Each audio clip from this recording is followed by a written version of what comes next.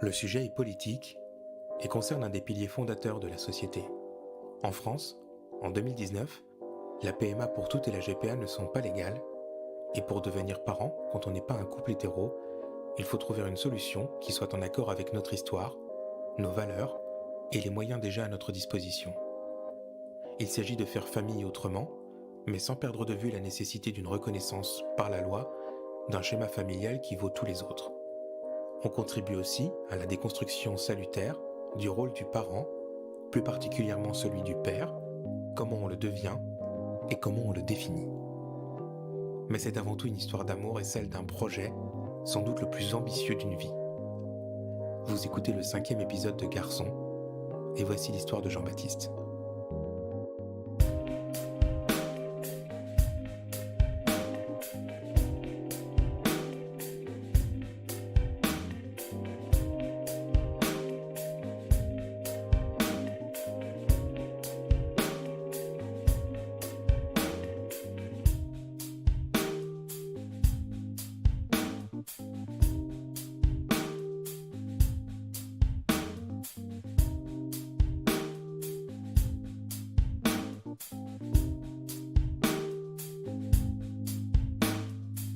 Bonjour, je m'appelle Jean-Baptiste, j'ai 39 ans, je suis papa de 2 petites filles qui ont 6 ans et demi et 3 mois. Je les ai eues avec un couple d'amis filles et je vais vous expliquer l'histoire qui est la nôtre. En 2011, une amie de longue date que je connais depuis 2001, donc depuis 10 ans à ce moment-là, prend contact avec moi, on n'avait pas parlé pendant quelques mois, et me demande si je serais ouvert à l'idée d'avoir un et même des enfants avec elle. La question me surprend un peu, pas au sens où je l'aurais trouvé incongru, mais parce que j'étais pas préparé à cette question-là. Alors je précise que cette amie est lesbienne, information qui pour moi est naturelle, mais qu'il faut donner. Et je prends le temps de réfléchir.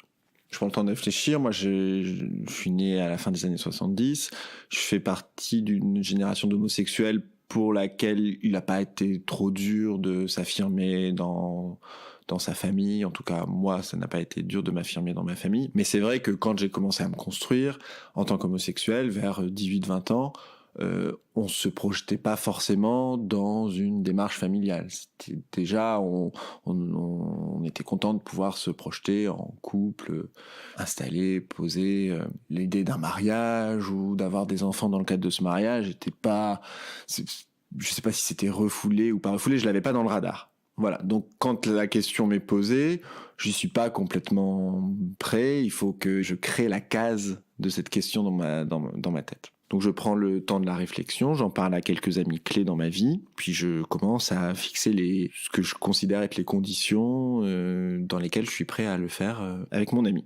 J'en parle notamment à un ami homosexuel aussi, que je retrouve un jour dans le cadre de nos activités professionnelles, un peu par hasard. Et je lui dis, telle proposition m'a été faite de devenir papa dans ce cadre-là. Pas dans une garde alternée classique une semaine sur 2, mais dans un truc plus qui ressemblerait à un papa divorcé, c'est-à-dire un week-end sur 2, la moitié des vacances. Qu'est-ce que t'en penses ? Et il réagit très très négativement en me disant: est-ce que tu veux être une sorte de père au rabais ? C'est pas possible, tu vas être malheureux, et quand ton enfant te quittera le dimanche soir ou à la fin des vacances, tu ne le supporteras pas, ce sera beaucoup trop dur. Ça me bouleverse beaucoup, cette conversation, parce qu'en fait il pose des bonnes questions. Et dans la foulée de cette conversation, je retrouve un autre ami à qui j'en avais déjà parlé, qui lui était très positif sur cette perspective-là, et qui me dit: tu le sais, c'est une chance formidable. Être père, c'est pas uniquement quantitatif, c'est pas uniquement sur le temps passé, c'est une attitude, c'est une position par rapport à l'enfant. Est-ce qu'on est plus dans une situation d'éducateur ou pas ? Et finalement, la conversation de l'ami négatif m'a aidé à progresser sur ce que j'allais obtenir, ce que je n'allais pas obtenir de cette paternité originale, singulière. Et puis j'étais aussi rassuré par le fait que mon amie lesbienne, elle aurait pu choisir d'aller faire une insémination artificielle en Espagne, aux Pays-Bas, en Belgique, ce qui est d'ailleurs tout à fait respectable, mais ce n'était pas son choix parce que elle avait beaucoup souffert de l'absence de son père, qu'elle aime beaucoup, mais qui n'était pas présente dans sa vie. Et elle ne se sentait pas, pour elle-même, l'envie d'imposer à son enfant de pas avoir de figure paternelle présente dans sa vie, dans son quotidien. Tout ça dit absolument sans aucun jugement de notre part vis-à-vis des couples et des familles homoparentales qui choisissent d'être de maman ou de papa. C'est infiniment respectable. C'est juste pas le projet que mon ami voulait mener pour des raisons qui lui appartiennent. Et donc on se fixe sur ça, la reconnaissance et puis un week-end sur 2, la moitié des vacances, qui sont du basique-basique. C'est-à-dire que en gros, même un père indigne ou pas génial dans un divorce, enfin pas trop indigne quand même, mais je veux dire, même un père pas génial, dans un divorce, il obtient la moitié des vacances et un week-end sur 2. Donc voilà, je sais aussi que je suis pas démentiel dans ma demande. Et puis notre éloignement géographique, parce que j'imagine que les gens qui m'écoutent vont se poser la question, pourquoi pas chacun une semaine sur 2, parce que juste l'éloignement géographique, elles habitent à la campagne dans les Yvelines, ne permettait pas de faire cette alternance d'une semaine sur 2. Après, la vie est longue, on ne sait pas, peut-être que les enfants, quand elles seront grandes, elles voudront faire un bout de leur lycée là où j'habite. Enfin, on ne sait pas. Voilà, on verra comment on s'adapte. Mais en tout cas, la position de base, c'est qu'elles vivent chez les mamans et moi, je les prends un week-end sur 2 à moitié des vacances. Et je décide d'en parler à mes parents. À un moment, je m'étais dit que je leur réserverais la surprise de l'annonce de la grossesse éventuelle. Mais en fait, non. Mais j'ai besoin de pas de leur approbation, j'ai besoin de leur éclairage. Ce sont des gens qui ont eux-mêmes, construit une configuration familiale particulière, ont dû l'imposer eux-mêmes face à leurs parents. Et donc, je sais que c'est pas qu'ils seront de bons conseils, mais ils me permettront peut-être de me décaler légèrement mon point de vue pour voir des choses que j'avais pas envisagées au début, pour avoir une vision plus large de ce que je suis en train de faire, ou d'envisager de faire. Donc je vais les voir, on discute, et en fait j'ai immédiatement leur soutien, leur approbation, ils savent que quand un enfant est aimé, il y a pas beaucoup d'obstacles à son équilibre, et que ils ont pleinement confiance en moi, ils connaissent la future maman un petit peu, ils l'ont déjà croisée, et voilà, ils sont tout à fait positifs sur ce qui se passe. Et donc, fort de tous ces avis, je revois la maman, et puis on discute, on se pose et on regarde exactement les conditions qui sont les miennes, et en l'occurrence, de reconnaître l'enfant, c'est-à-dire d'être à la fois le père biologique et le père juridique de l'enfant, parce que je voulais être un vrai papa. Alors, qu'est-ce que je veux dire par vrai papa ? Je veux dire pas un super parrain qui prend l'enfant le week-end à Paris pour aller au ciné, au McDo, et qui défait toute l'éducation qui est faite dans la semaine. Et donc ça voulait dire que symboliquement mon positionnement devait être pas affaibli par rapport à la position classique du père, c'est-à-dire que je la reconnaisse. Au début, on s'était pas trop positionné sur le nom de famille, mais à la fin, on s'était rendu compte qu'il valait mieux qu'elle ait mon nom de famille, tenu du fait qu'on envisageait d'en avoir plusieurs, éventuellement avec sa compagne, et que donc le nom de famille qui réunirait les enfants, c'était le mien, en tout cas dans un premier temps. On commence à faire des essais en utilisant une petite pipette pour faire une insémination qu'on appelle artisanale. Et ça marche assez vite, ça marche au 3e cycle, au 2e essai du 3e cycle, si ma mémoire est bonne, le 4 ou 6 juillet 2011. Et puis voilà, on est ravis, la grossesse se passe très bien, surtout pour moi, pas de problème. On ne pratique pas cette insémination dans un cadre médical. D'abord parce qu'on n'a pas de problème de fertilité avéré, donc ce serait difficile d'aller voir un médecin en disant voilà, on n'est pas vraiment un couple. Mais les procédures de procréation assistée sont réservées aux couples hétérosexuels qui peuvent justifier une certaine ancienneté ensemble et du fait qu'ils essayent d'avoir des enfants depuis longtemps et qu'ils n'y arrivent pas. On aurait pu mentir, on aurait pu aller... on allait déjà tester sans médicaliser la chose, juste avec l'insémination artisanale. On avait lu sur Internet que ça fonctionnait. Et il y avait même un épisode de The L World où un couple de filles s'y risque avec une sorte de pompe qu'on utilise aux États-Unis pour mettre la sauce sur la dinde. Mais nous, on a utilisé une méthode française, donc avec une pipette de Doliprane, bien français, et ça a marché, voilà. Ça a marché vite. Ma fille née en avril 2012.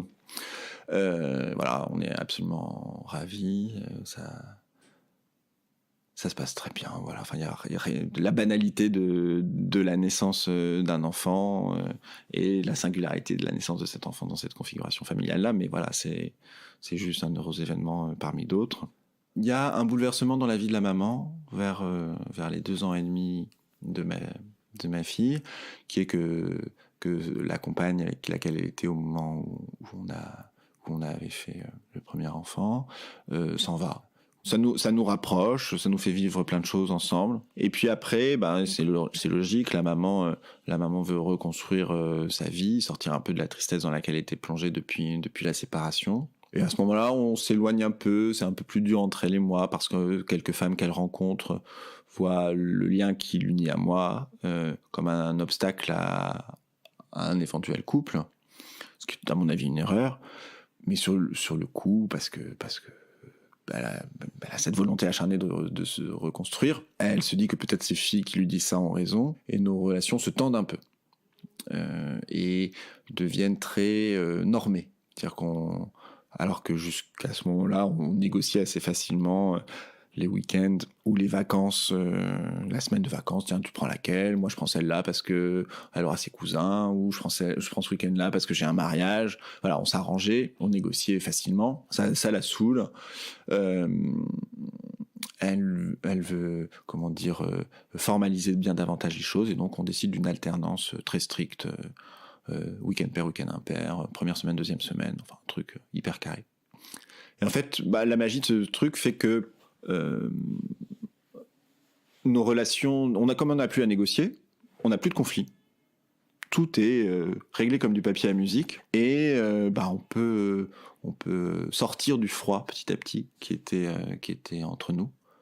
Puisque il n'y a plus rien à négocier, il y a plus jamais de conflit, donc on retrouve petit à petit davantage de chaleur dans nos rapports. Et puis aussi, pendant cette période plus froide, on ne s'est jamais dévalorisé l'un l'autre auprès de notre fille aînée, parce que malgré cette opposition qui était plus une guerre froide, d'ailleurs, qu'une guerre ouverte, on a énormément d'estime l'un pour l'autre, et ça n'avait pas changé, et on a énormément d'estime pour le parent que chacun d'entre nous était devenu. Donc ça ne s'est jamais abîmé, on n'a jamais eu de mots excessifs, c'est resté froid, peut-être parce que ça correspond à nos personnalités, mais en tout cas ça a permis à la bonne entente de revenir petit à petit. Et elle a rencontré aussi une fille qui, quand elle a vu le projet qu'on avait mené, la naissance de notre première fille, quelle petite fille super elle était devenue, s'est dit mais c'est génial votre configuration, je suis amoureuse, j'ai envie d'être en couple avec toi, et en plus je trouve que la famille que tu construis, et au bout de quelques mois de cette relation, la maman de ma première fille me dit est-ce que tu voudrais avoir un deuxième enfant? Super nouvelle pour moi, parce que c'est la preuve que notre relation a retrouvé, les sentiments qui l'animaient précédemment. Ça, c'est super, parce que c'est vrai que c'était plus cordial entre elle et moi, mais je me demandais si vraiment on était revenu à la normale complète, et cette demande me le confirme. Et donc je fais oui, mais petit ajout, avec celle qui est désormais ma copine, et bientôt ma femme. Et je fais oui, parce que je les vois depuis quelques mois, parce que de toute façon c'est pas un catalogue qui m'est ouvert dans lequel je choisis la maman, c'est l'autre femme qui portera l'enfant, celle qu'elle vient de rencontrer, celle que la maman de la première vient de rencontrer, avec qui elle se paxe très vite, et puis même elle se marie. Et moi je suis d'accord. Je suis d'accord, parce que je trouve que c'est une fille super, qui rend très heureuse la maman de ma fille aînée, qui révèle certains traits de sa personnalité, en plus hyper positifs. C'est-à-dire que non seulement elle sort de la tristesse dans laquelle elle était depuis la séparation, mais même elle est plus joyeuse que je ne l'ai jamais connue. Elle fait preuve de davantage d'humour, elle est plus souriante. Je trouve même que son teint est plus éclatant. Enfin, voilà, je dis, cette fille a eu un effet magique sur mon amie. Elle trouve que notre configuration familiale est géniale. Elle demande à s'y glisser comme à l'identique. Enfin voilà, c'est top. Il s'agit pas, je tombe pas amoureux d'elle évidemment par définition, mais je suis dans un engouement aussi pour cette personne qui arrive dans notre famille. Et là encore, on a beaucoup de chance. On commence les essais, on attend 6 mois que 6 mois se passent un peu, puis on commence les essais et pareil au 3e essai ça fonctionne. Premier et unique essai du 3e cycle. Donc encore une fois beaucoup de chance avec la pipette de Doliprane. Et voilà, notre 2e fille est née il y a 3 mois, presque 3 mois. Et on continue l'aventure, quoi. Alors, on va s'arrêter à 2, en revanche, à 2 enfants, mais on continue l'aventure d'élever ces 2 petites filles dans ce contexte familial particulier. Quand, dans les premiers mois, et même peut-être plus encore, peut-être la première année, peut-être les 2 premières années de la naissance de ma fille aînée, j'étais dans une angoisse de savoir si justement cette place de père dont on parlait tout à l'heure, cette place de vrai père, j'allais pouvoir la construire. Comment ça allait se passer avec le temps que je consacrais à mon enfant, ce fameux 1 week-end sur 2, la moitié des vacances, est-ce que ça allait fonctionner ? Est-ce que mes relations bonnes avec les mamans, mais qui étaient des relations amicales, allaient devenir des relations de couple parental aussi bonnes que nous étions amis ? C'était des enjeux, est-ce qu'on allait être en désaccord sur des principes fondamentaux d'éducation, ou d'ailleurs sur des détails d'éducation qui peuvent parfois générer aussi des conflits ? Il a fallu que les années passent, que tout se passe bien pour que je sois débarrassé de ce stress-là, mais j'ai été stressé longtemps. Mais là, aujourd'hui, pour ma 2e fille, il n'y a pas de stress. Alors, il y a les aléas de la vie, et je ne suis pas inconscient au point de penser que j'en suis exonéré, mais j'ai pas de difficultés supplémentaires par rapport aux aléas de la vie. Je sais que je vais être le père de cette petite fille, comme je suis le père de ma fille aînée, que ça va bien se passer, qu'on va l'équiper comme on a équipé la première, pour être une personne dynamique, une force de bien dans le monde, quoi, à son échelle. Il n'y a pas d'angoisse. Je sais que je vais être son papa. Alors je sais, c'est peut-être un truc qu'on voit dans la fiction, que on a l'impression que les pères dans les séries, dans les films, ils deviennent pères quand ils voient leur enfant à la maternité. Alors je sais pas si c'est vrai pour les pères hétérosexuels. En tout cas, ça n'a pas été vrai pour moi. Moi, je suis devenu père à partir de la conversation dont je parlais tout à l'heure. C'était la conversation où on a fixé les conditions dans lesquelles j'acceptais d'être père, et qui étaient donc minimales, et qu'on s'est dit bon voilà, on va le faire. C'est à partir de ce moment-là que je suis devenu père dans ma tête, et ça a eu des implications professionnelles. À ce moment-là, je travaille en politique à droite. C'est la campagne présidentielle de 2012, au cours de laquelle Nicolas Sarkozy, après hésitation, décide de ne pas intégrer dans son programme présidentiel le mariage pour tous. Au-delà de ça, il prend même des positions très anti-mariage pour tous. Je sais, parce qu'à l'époque je travaillais à l'Élysée, qu'il y a eu une réunion au cours de laquelle cette position a été établie, et que cette réunion aurait pu aboutir sur le résultat inverse. Parce que quelqu'un qui assiste à cette réunion me demande avant la réunion ce que j'en pense et quels sont mes arguments. Donc je sais qu'il aurait pu en être tout à fait autrement. Qui sait d'ailleurs si ça n'aurait pas eu un impact différent sur l'élection présidentielle. Bon, ça, l'histoire ne le dit pas, et le rejet de Nicolas Sarkozy était tellement important en 2012 que ça n'aurait peut-être pas été suffisant pour faire pencher la balance dans l'autre sens, mais l'histoire s'écrit aussi par des petits détails. Et moi, je comprends, et ma fille vient de naître, que je vais être comptable auprès de ma fille, auprès de mes filles après, de tous mes engagements passés, toute ma vie. C'est-à-dire qu'un jour, à 20 ans, ou à 15 ans, elles me diront « Mais papa, comment t'as pu voter Sarko en 2012 sachant qu'il était contre le mariage ?» C'est un truc, ça m'échappe. Et je pense même à ce moment-là que c'est un truc qui m'échappera aussi à moi 15 ans plus tard. Quand on voit les évolutions de la société, de l'acceptation du Pacs à 20 ans de décalage, ou même du mariage pour tous à juste 6 ans de décalage, les transformations sont majeures. L'effet transformateur de ces évolutions législatives, de la part de la société sur les homosexuels et leurs familles, c'est considérable. C'est considérable. Donc même moi, je me trouverais dément, quoi.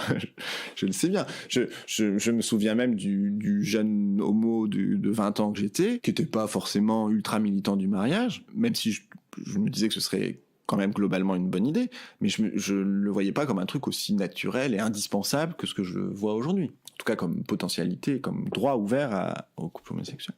Donc on évolue soi-même. Et voilà, je sais que je devrais être comptable de ça auprès de mes filles. Et ça a pour impact que tout homme politique de droite, même ceux pour qui j'ai de la sympathie, qui d'une façon ou d'une autre prête le flanc à la critique sur ces questions-là, ne peut plus avoir mon soutien. Et un ancien ministre pour lequel j'ai travaillé, pour lequel j'envisageais de l'aider dans ses ambitions présidentielles éventuelles, qui ne sont pas encore traduites, mais on échange des textos et je le supplie de ne pas aller à cette manifestation. Sa présence n'a pas été très médiatisée, mais je le supplie de ne pas y aller. Et il me répond un peu cassant qu'il n'apprécie pas mes prises de position sur la question. 15 jours après, je fais un statut Facebook pour dire que je vais participer à la manifestation de soutien au mariage pour tous, notamment exactement pour les raisons que vous avez commencé à comprendre, c'est-à-dire que c'est pour soutenir ma fille. C'est-à-dire que il est évident que le regard que la société portera sur ma fille dépend du regard que la société portera sur ses parents. Et que si la société considère ses parents comme des sous-citoyens parce qu'ils n'ont pas le droit de se marier, elle se dira qu'elle-même, elle est un sous-produit de sous-citoyen. C'est pas envisageable. Je sais plus exactement en quel terme je le mets sur Facebook, et en tout cas cet ancien ministre le voit, et m'envoie un texto pour me dire qu'il me comprend. Déjà, on se rapproche un peu, mais en tout cas, lui, il change pas de position.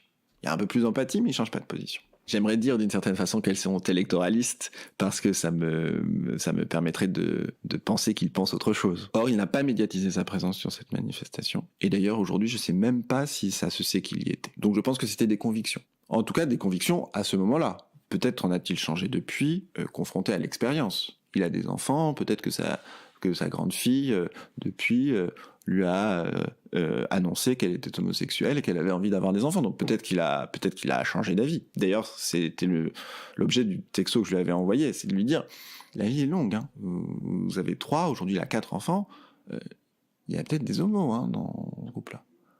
Et qui un jour vous présenteront quelqu'un et vous diront, mais papa, comment t'as pu aller manifester contre moi, contre mes droits ? Donc peut-être qu'il a changé de conviction, mais en tout cas, je pense que ça correspondait à l'époque à des convictions. Je ne sais pas à quel point elles étaient ancrées, à quel point elles traduisaient, elles sont forcément d'une façon ou d'une autre homophobes, mais l'homophobie peut être plus ou moins affirmée, ça peut être juste une forme de malaise face au fait de voir deux personnes de même sexe se marier, à la certitude que si les homosexuels se marient, le monde s'effondre. C'est toujours mal d'être contre le mariage pour tous, mais il y a une gradation dans le mal des justifications de cette position-là.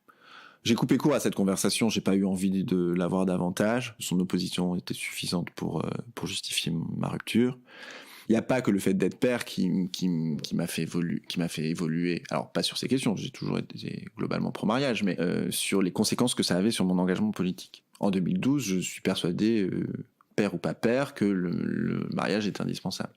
Je pense que je vais plus vite à en tirer des conséquences sur mon vote parce que je suis père que si je ne l'étais pas. Bon, en l'occurrence, je vote quand même Sarkozy en 2012, mais au prix d'un dilemme.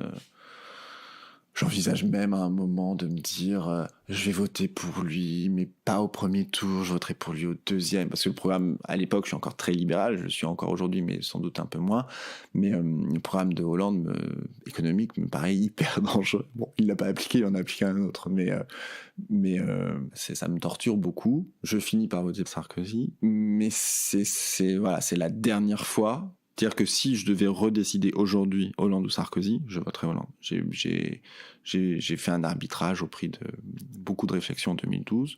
Je ne ferai pas le même arbitrage aujourd'hui. Non pas que je sois monomaniaque du mariage, mais parce qu'à un moment, il y a des urgences. C'est-à-dire que le discours qui consiste à dire « Oh, on l'entend tous, hein. Oh, mais vous finirez bien par l'avoir, le mariage. Vous finirez bien par l'avoir, la PMA. Vous finirez bien par avoir je ne sais quel nouveau droit. » Oui, mais alors, si on finit bien par l'avoir, pourquoi on l'a pas maintenant ?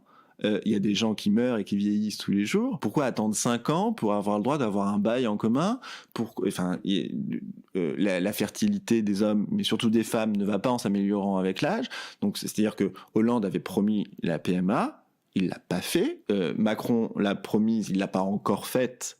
Mais je veux dire, entre l'élection de François Hollande en 2012 et si on en croit Emmanuel Macron, le fait qu'il va le faire en 2019, il se passe 7 ans. Il y a des femmes, il y a des filles lesbiennes qui sont devenues infertiles pendant cette période-là, qui avaient un désir d'enfant et qui ne pourront pas le réaliser. Le regard de normalité que ces droits nouveaux vont permettre de faire porter sur les homosexuels, il est urgemment nécessaire. Il y a des homos qui se font tabasser parce qu'ils sont homos. Parce que on continue de pas avoir exactement les mêmes droits. On peut porter un regard vers nous en nous considérant comme des sous-citoyens. Plus on ira vite dans l'égalité juridique, plus il sera difficile aux gens qui veulent nous faire du mal de pouvoir s'appuyer sur l'inégalité juridique. Alors, c'est des tarés, ils regardent pas les textes de loi pour pouvoir nous taper dessus. Mais c'est une ambiance sociale globale. Dire la loi, dire le droit, ça a un effet juridique, ça a aussi un effet performatif sur l'état moral du pays, sur ce qu'on considère normal ou pas normal. Par exemple, la loi qui a pénalisé les clients de prostituées. On en pense ce qu'on en veut. Quand on écoutait les partisans de cette loi, leur argument, c'était pas l'efficacité de la loi, c'était nous dire, il faut qu'on crée une norme sociale pour dire qu'il est pas normal d'acheter le corps des femmes. Ils ont fait voter cette loi sur la base de cet argument-là. C'est bien que les lois ne sont pas uniquement votées pour créer des situations juridiques. Elles sont aussi votées pour dire ce qu'on considère comme normal ou pas normal dans la société.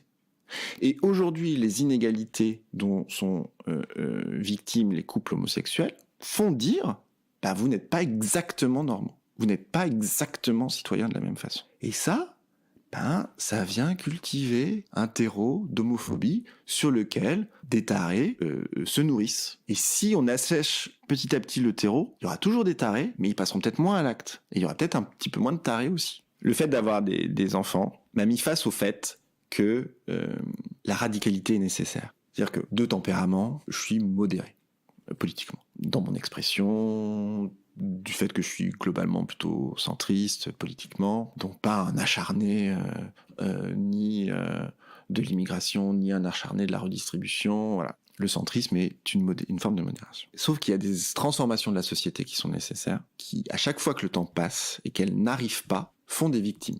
Les enfants que les femmes n'auront pas. Les femmes lesbiennes, les couples de femmes lesbiennes n'auront pas. Les victimes des agressions homophobes. Et donc, faut être super radical sur ça. Faut l'exiger tout de suite, maintenant. C'est évidemment nécessaire de tirer la société avec un discours de radicalité pour que ces évolutions-là arrivent le plus tôt possible. Parce que ce sera un bien qu'elles arrivent le plus tôt possible. Ça fera que les couples de lesbiennes auront des enfants plus tôt. Ça fera que des lesbiennes qui n'auraient pas eu d'enfants en auront. C'est cette radicalité-là, c'est aussi d'autres fréquentations de gens qui sont engagés dans cette radicalité-là qui m'ont fait réfléchir. Mais voilà, le fait d'être parent, ça m'a appris que la radicalité était nécessaire pour entretenir une dialectique qui fait avancer la société. Que si tout d'un coup, les gens qui sont persuadés qu'un truc est absolument nécessaire pour la société se mettent à être modérés, ben on va attendre longtemps, quoi. Il y a des trucs sur lesquels on va attendre longtemps. On peut pas être modérément pour l'égalité, parce que modérément pour l'égalité, ça finit par arriver à l'inégalité. C'est marrant parce qu'en fait, hier, j'ai vu un garçon que je connais depuis 20 ans qui vit à Washington et qui est papa d'un petit garçon avec son mari, un petit garçon qu'ils ont eu par GPA aux États-Unis. Et c'est drôle parce qu'on se connaît depuis 20 ans, on s'est connus juste après nos coming out réciproques. Et aujourd'hui, quand on se voit, on est tous les deux papas, donc c'est assez drôle. Et lui, son fils a 9 mois. Et on parlait de qu'est-ce qu'on dit aux enfants sur leur configuration familiale. Parce qu'il me dit, moi, est-ce qu'il va pas un jour, il est un peu angoissé, est-ce qu'il va pas un jour me dire, quand il aura 14 ans, claquer la porte en disant pourquoi j'ai pas de maman, pourquoi vous m'avez privé d'une maman. Et je trouve que c'est positif d'ailleurs qu'il se pose la question. Je pense qu'elle ne se posera pas. Son fils ne se la posera pas parce que lui aura anticipé la question et aura entouré la chose d'un naturel. Ma fille aînée, elle sait très bien qu'elle vit dans une configuration familiale singulière. On lui ment pas. On lui dit que maman préfère les filles et que papa préfère les garçons. Que comme on avait énormément d'estime l'un pour l'autre et qu'on s'aimait beaucoup, ça pouvait être une bonne idée d'avoir des enfants ensemble et de les élever ensemble. Et ça, on a un discours là-dessus depuis toujours. Enfin, avec des mots adaptés à chaque âge, avec un niveau de détail adapté à chaque moment de sa vie. Mais elle est tout à fait consciente du caractère singulier de sa famille. D'ailleurs, même si on ne le lui disait pas, elle le constaterait par elle-même, soit face à la fiction, soit face à ses camarades de classe. Bon, après, on remercie quand même beaucoup les hétérosexuels pour leur propre configuration familiale très singulière, parce qu'elle a 6 ans et demi, mais ça fait déjà bien 3-4 ans qu'il y a d'autres petits camarades de classe dont les parents sont divorcés, avec un deuxième papa et une deuxième maman de part et d'autre. Donc en fait, il y a beaucoup d'enfants qui ont plus ou moins 4 parents.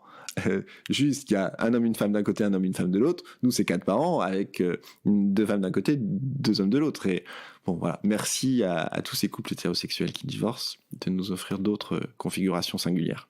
Moi, j'ai une super relation avec ma fille. C'est une personnalité, c'est une personne, quoi. C'est ça qui est assez merveilleux dans le fait d'être parent, qui est une surprise pour moi. Ça, c'est un truc que je m'imaginais pas. Je découvre qui est ma fille, quoi. C'est pas juste une personne médiane entre sa mère et moi, matinée de ses expériences de petite fille du 21e siècle. C'est une personne, quoi. Et puis chaque jour, chaque semaine, chaque mois qui passe, elle nous fait découvrir un pan différent de sa personnalité. Et c'est un truc dingue, mais j'aime bien passer du temps avec ma fille, quoi. C'est pas que j'aime jouer avec ma fille. J'aime jouer avec ma fille aussi. Mais j'aime être avec elle, discuter avec elle, me balader dans la rue avec elle, faire des courses avec elle. Il y a toujours des trucs à lui apprendre ou des trucs qu'elle m'apprend, des trucs sur lesquels elle me surprend. C'est une personne sympa. C'est hyper réjouissant pour un parent d'avoir ça. Mais ouais, c'est quelqu'un avec qui j'aime passer du temps, ma fille. Comme je le dirais d'un ami, d'une connaissance, avec l'affection parentale en plus, bien sûr. Mais c'est une personne agréable, c'est une personne cool qui enrichit ma vie. De ses considérations pour le monde, de ses considérations d'une enfant de 6 ans et demi sur le monde, mais qui sont déjà intéressantes, enrichissantes et tout.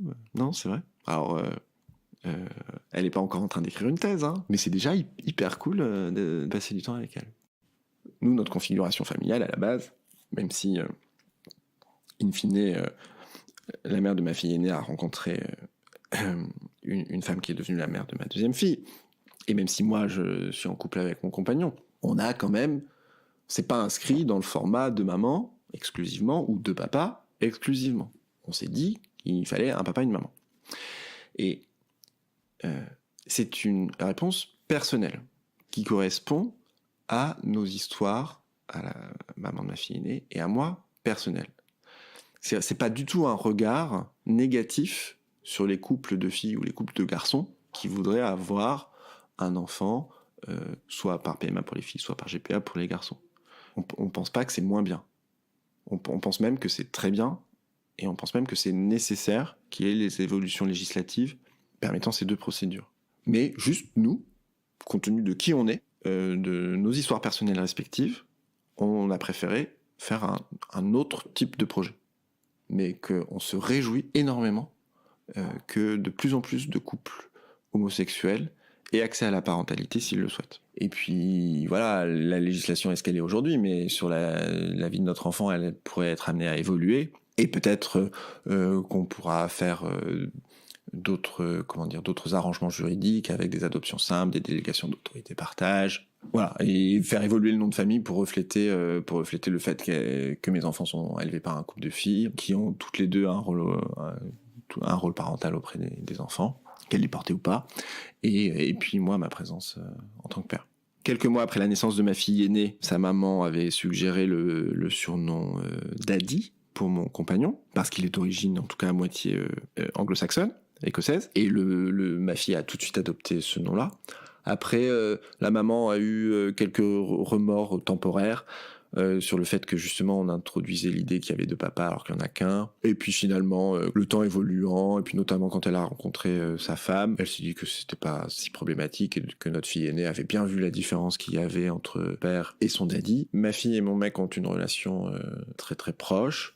C'est de facto un deuxième papa au sens où c'est un parent et qu'il est de sexe masculin, donc ça s'appelle un papa. Après, il lui arrive de prendre un peu plus de recul sur certaines fonctions, par exemple vis-à-vis de l'école. Mais ça, c'était un peu des préventions qu'il avait au début. Mais aujourd'hui, tout ça est un peu loin. Elle a 6 ans et demi, elle sait bien qui est son père, elle sait bien que son daddy, c'est une forme de père, mais c'est pas exactement son père. Et n'empêche que, le vendredi soir, quand je la ramène de l'école, et qu'il est là, elle se jette sur lui.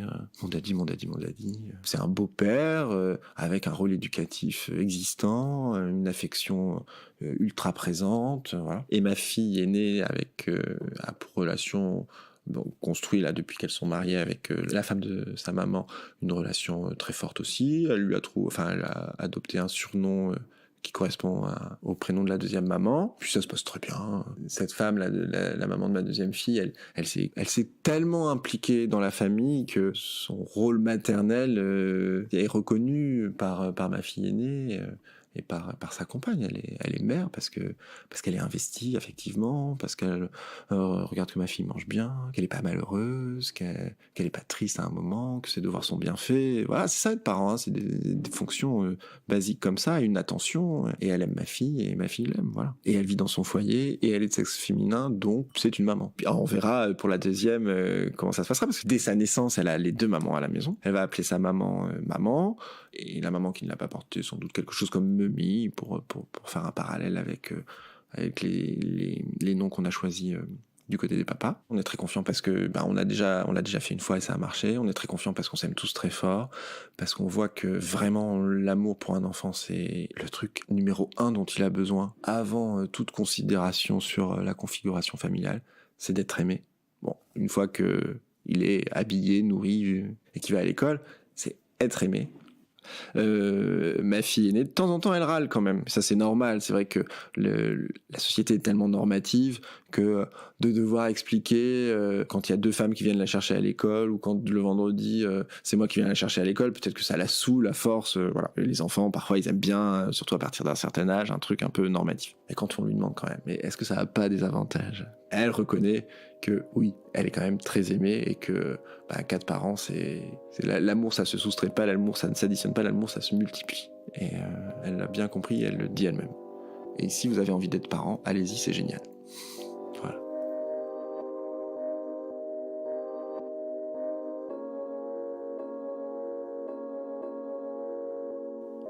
Si vous avez aimé cet épisode, n'hésitez pas à vous abonner, à laisser des étoiles sur iTunes, un pouce bleu sur YouTube et des commentaires un peu partout. Vous pouvez suivre Garçon sur les réseaux sociaux, @garçonpodcast, et m'écrire à l'adresse suivante, antoine@garçonpodcast.fr. Et si vous souhaitez soutenir ce projet, je vous invite à jeter un coup d'œil à la description de cet épisode ou sur le site garçonpodcast.fr. Merci d'avoir écouté et à très vite avec de nouvelles histoires de garçons.